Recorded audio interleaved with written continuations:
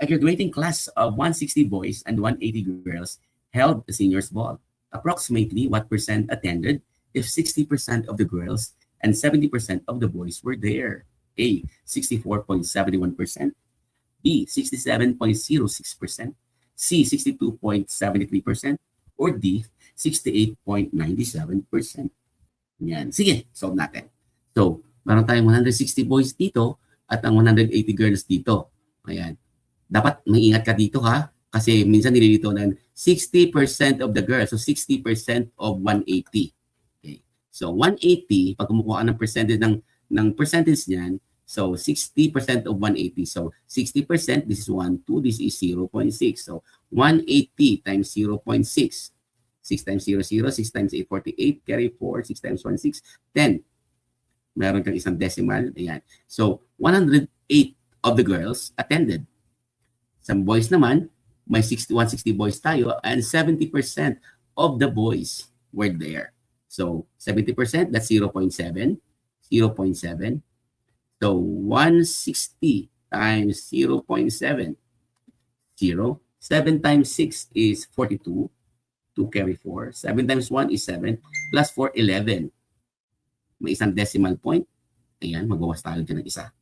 So, 112 of the boys attended.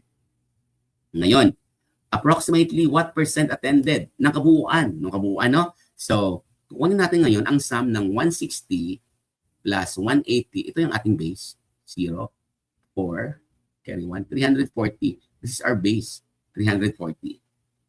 And then our percentage will be 108. 108 plus 112. This is, yan, okay? 112. This is 0, carry 1. This is 2. 220 ba ang nag-attend? 220. Ayan, 220. 220. 220 ang nag-attend. So, ang kukunin natin ay ang percentage, no? Percent ang hinahanap sa atin. So, paano ba kumuha ng percent? Base divided by, ayan, ang Tecans triangle natin. Tecans triangle, PRB. So, ang hinahanap natin ay rate. So, P divided by B, 220 divided by 340. Okay. So, pwedeng 32 divided by 34 na lang yan. O, divide natin sa 2 para madali ang pag-divide natin later on. This is 11 over 17, no? 11 over 17. Sige. Mag-divide na tayo manually ngayon. 11 divided by 17. Cannot be. Maglagay ng isang 0 point, isang 0 din dito. So, 6. 6 times 7 is 2. Carry 4. 6 times 7, 6 is, 6 times 1 is 6, 10. Bawas tayo. 10 minus 2 is 8. Wala na. So, another 0. 80 divided by 17. This is 4. 4 times 7 is 8. Carry 2.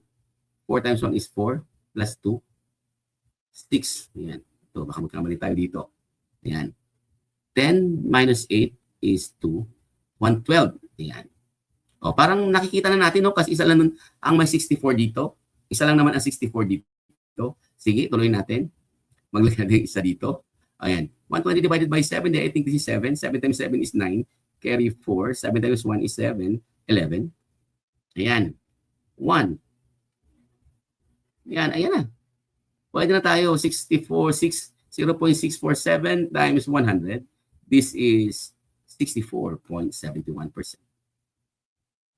Kaya ang tumpak na sagot ay letter A.